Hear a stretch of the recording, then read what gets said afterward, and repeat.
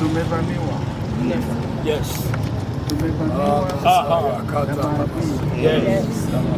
Maadui wamekuja katika malango yetu. Na mapepo ya kuruka barabara usiku. Watu wakiuana. Tunaita kesho. Yes. We nullify. Declare life. Yes. Leo tunavunja kazi ya maombi vifo. Yes. Vifo vya kumeza watu. Tunavunja katika jina la Yesu. Bishop Patrick Wachie ambao pia ni kama mwenyekiti wa Webuye East Pastors Fellowship, na kwa ajili ya mikasa ambayo imekuwa mara kwa mara kwa hii barabara yetu kutoka junction, kutoka kule Kamkuya kuteremuka Misihu na pia kuja mpaka Savana na pia kupita mpaka Ruguru na saidi ambao mahali ya incident ilifanyika, tumeona kwamba si mambo ya kawaida. Na sisi kama watumishi wa Mungu, watumishi wa Mungu wa kiroho, tumeona kwamba ni vizuri tuchukue hatua kwa ajili ya mahali pale.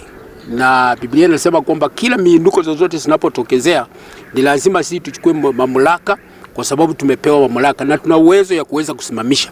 Na pia tumefanya hivyo kwa niaba kwa sababu ya andiko ambalo linapatikana katika kitabu cha Nahum, katika kitabu cha Nahum 1:9 ambaye inasema kwamba mnawasa nini juu ya Bwana, yeye atakayekomesha kabisa, mateso hayatainuka mara ya pili. Kwa hivyo imeinuka mara nyingi, na kwa sababu ya mamlaka na maombi ambao tumefanya leo, tumeona tuchukua hatua. Tumetokea T-Junction tukidedicate hii barabara yetu. Tumekuwa maaskofu kutoka Bungoma, kutoka Kimilili, kutoka kila sehemu ya Webuye hii yote, na tumeandamana wote mpaka tumededicate hii barabara. Na tuna imani kazi tumefanya leo inakomesha mambo ya maafa, kwa sababu hatuwezi kubali shetani ama maafa iweze kufanyika katika area yetu, na sisi watumishi wa Mungu ambao tumepewa uwezo na mamlaka tumeangalia. Kwa hivyo ndio sababu tulichukua hatua ya leo ili tuweze kudedicate barabara yetu, na tumefanya kwa nia moja.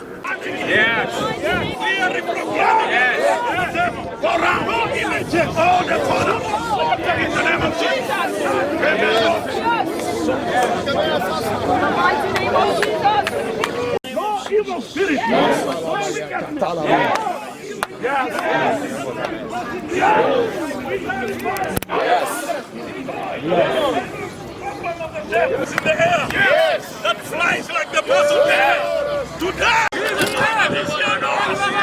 Huwezi fanya na tripod.